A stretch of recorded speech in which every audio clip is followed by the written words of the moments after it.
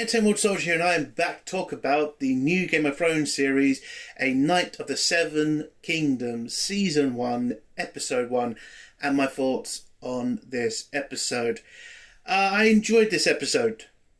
Yes, it wasn't as, exciting or as, crazy as regular Game of Thrones stuff, but I think it was okay. It was a little fun watch. A little disappointed we didn't see a bit more. I think this episode could have been an hour and a half long, given a lot more, story. I'm a bit gutted. Look, it is a good episode, but it did feel kind of dull at points. If you're new to Game of Thrones, which I kind of doubt there's a lot of people new to Game of Thrones, but if you are, you're probably not going to see that this is going to get better. Now, this story is all around one guy and his attempt to become a real knight. Now, I've not read the books. I've only, watched YouTube videos about, Duncan Egg and all of the stories, that were told about it. So I know where this story is going. I mean, there's going to be an amazing fight by the end of this series. That's going to be really interesting. But that's the problem I'm kind of seeing, is to get to that point, you've got to go through a lot of boring stuff. Now, this episode was not terrible. It was a joy to watch. The comedy, I love the comedy in this. It doesn't feel so forced. It's not, beating you down with comedy. Look, they have funny scenes. They sometimes have serious scenes, and that's, it is a good balance. So I do like that. Acting is great. I've got no problem. Duncan, he is what the character is. He's a nice guy. A nice tall guy who's just trying to be the best that he could be. Wants to be a knight. This guy wants to be the fairy tale knight. He wants to be like what they say in the fairy tales, stand up for the innocent, take down the bad guys. He is the knight that people sing about. That's where he wants to be. And yeah, it's great. It is weird to be watching a Game of Thrones series and just having a nice guy. Because usually, with Game of Thrones, there's a shitload of other things, like good guys turn into bad guys turn into good guys. This is a really simple story of just a good guy trying to be a good guy, and I do like that.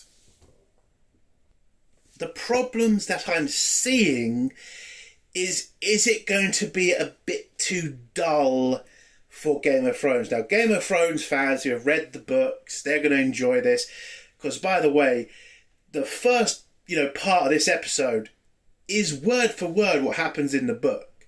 They haven't changed things. They did add scenes in this episode. I think the prostitute scenes were added.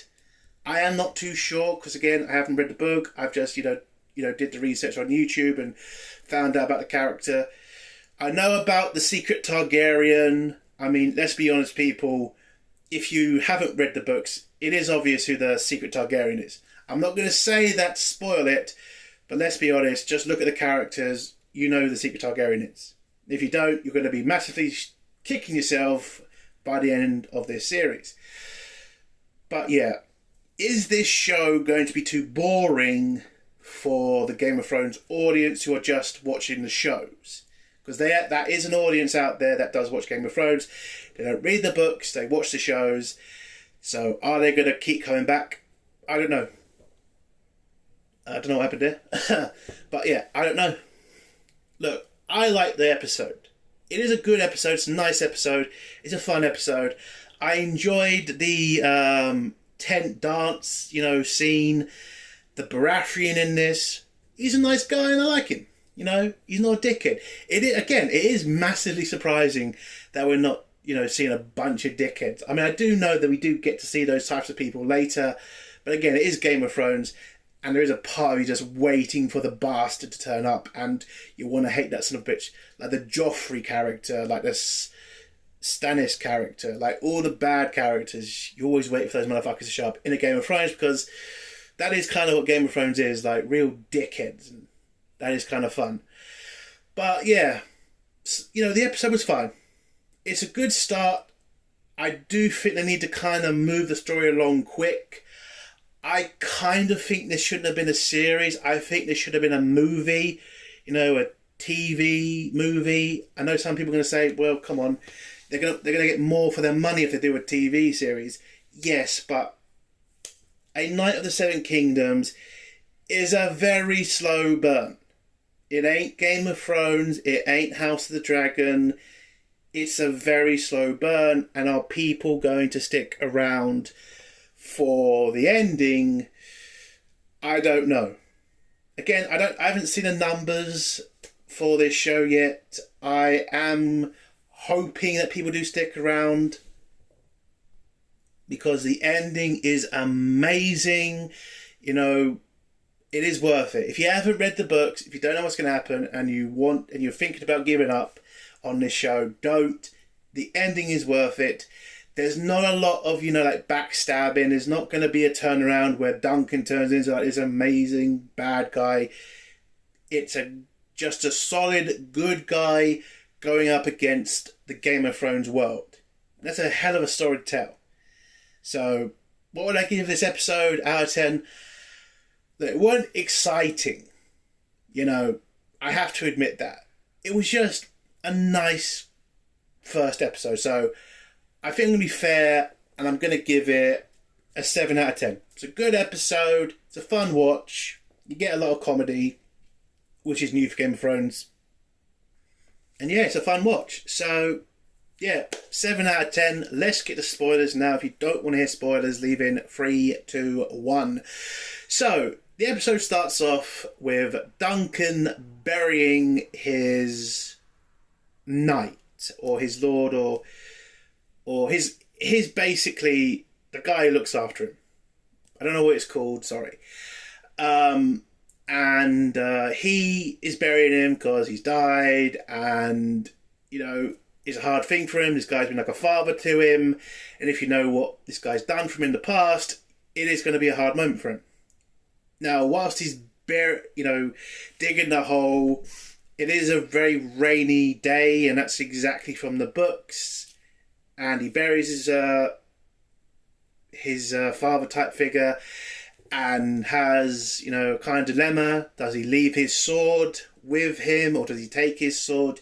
Now, some people are not going to understand how important this is, because again, Duncan does go off and become a knight, or he says he does. Now, in the books, it's not outright said that Duncan is lying about being made a knight by his father figure. It is kind of pointed at, because every time Dunk is asked about it, he is not confident in saying he was knighted. It's kind of like he wants to move the conversation on to, yeah, he's knighted, let's not talk about it. So this scene kind of shows, yeah, Duncan never got knighted.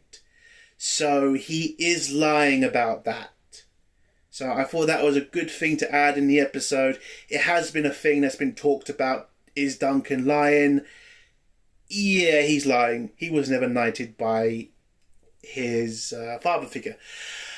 But next scene, Duncan has to decide what he's going to do in the future, because now he's on his own. He's got 3 horses. He's kind of thinking about selling them, or at least thinking out loud. If he sells them, he can eat for a year like a king. But he doesn't want to do that. He wants to actually be a knight. So where do you go to be a knight?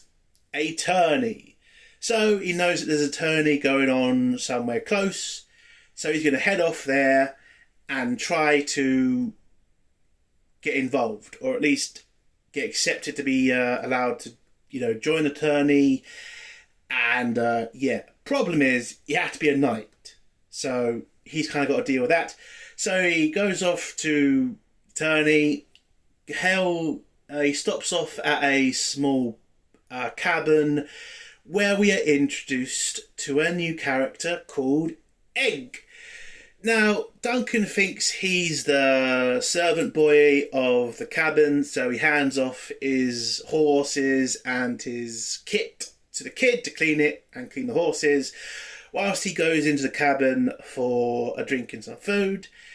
The kid kind of acts out a little bit, and Duncan does what he usually does, because, again, I have I know what the relationship is between them. Like, Duncan will always threaten to hit Egg, but he'll never really hit Egg. So, so he does threaten to clip him around the ear hole.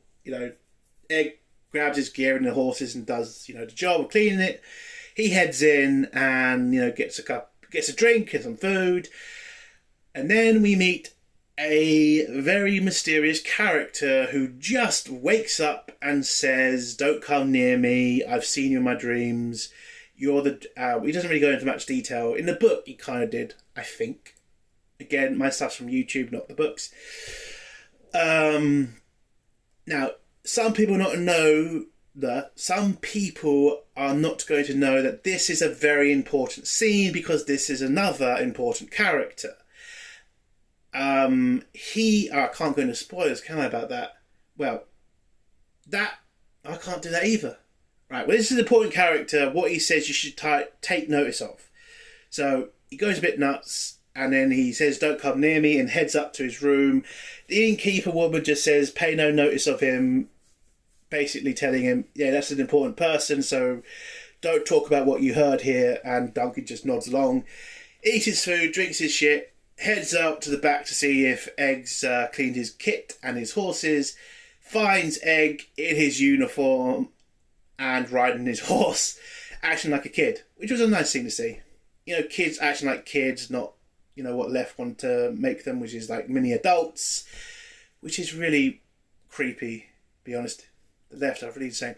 Anyway, Egg kind of tells him, "Don't be wearing my kit. That's not for you." So acting like a child. I mean, he is a child. But Egg does kind of ask, like, who is he and what does he do? Duncan says he was a knight, or at least he is a knight, and that he's going to the tourney. Then Egg asks his name. He calls himself Duncan the Tall. And Egg says, "I've never heard of you." So a nice kind of comedic scene where he's kind of like saying, yeah, nobody knows who you are. And, Duncan tries to come back with, "Well, do you know all the knights in the Seven Kingdoms?" He says, "The important ones." Again, it's a fun scene. But then Egg asks, can he become his squire? Now, Duncan doesn't really want a squire, because he knows what being a squire is like. He doesn't really want to do that to the kid. And also, he doesn't want to rob this cabin of a worker. So he says, no, stay with your mother. You'll be fine here. I'll go off to the tourney on my own. And Egg says, no, I don't want to do that. And he just walks away. Duncan has a rest. Next scene, he's heading to the tourney, where he has to ask the head or the organizer of the tourney if he can enter the tournament. He then goes up and meets, I don't know what this guy's called, sorry. Well, the guy at the head of the tourney, or the guy who lets people, joust and shit, and, says he's a knight. It's a kind of funny scene, because this guy's, he kind of tries to poke him, and, there's a scene where, Duncan, he does ask Duncan, like, were there any witnesses to you being knighted? Duncan brings up a bird, and then the guy looks at him like he's about to kill him, and it turns out all to be a joke. He's fine, doesn't really care. If you want to fight an attorney, fight an attorney. It's not an important tourney, it's just a nice little bit of fun for the locals, to see knights hit each other. But I'm just going to let this little detail, it's not really a spoiler, but it kind of explains why this tourney is an actually important tourney. So there are going to be a shitload of Targaryens at this tourney. Now, this tourney is happening after the Bloodfire Rebellion. And that was a really fucked up time for the Targaryens, because at this time period, the Targaryens are starting to look really weak. Because again, this is also after the Dark of the Dragons. There are no more dragons anymore. The Targaryens are having to rely solely on manpower, on big armies, but it is starting to get less and less because of the uprisings from fake Targaryens, which is the Blackfyre. What the Blackfyre Rebellion was, a fake Targaryen trying to take over from the real Targaryen. At least that's how it's said. So this tourney is for the Targaryens to kind of remind the locals or the people of Westeros that they are still tough and that they're still in control, that them not having dragons doesn't mean that they are weak. So I'm just adding that little thing in here to explain why this tourney is very important to the Targaryens. And a little bit of backstory on, why they... Anyway, so... Yeah, so the organiser asked Duncan... Well, yeah, went through that. So the organiser tells Duncan, yeah, you can come into the competition. Unfortunately, just calling yourself a knight is not enough.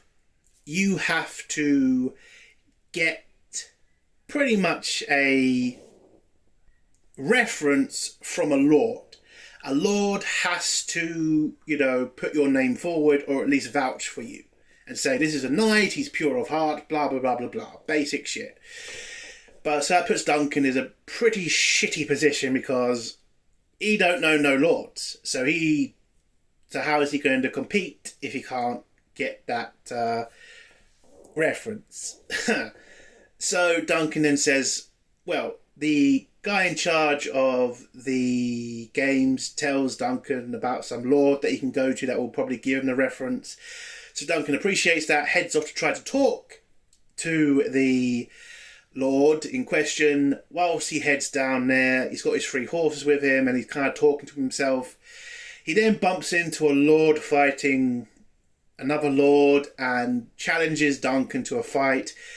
Duncan's not really interested in doing any of this right now because, again, he needs to focus on getting that reference. Otherwise, he ain't got no chance of being in the tourney. And I think this is an important character, the guy who wails on his cousin. I don't know his name yet, sorry.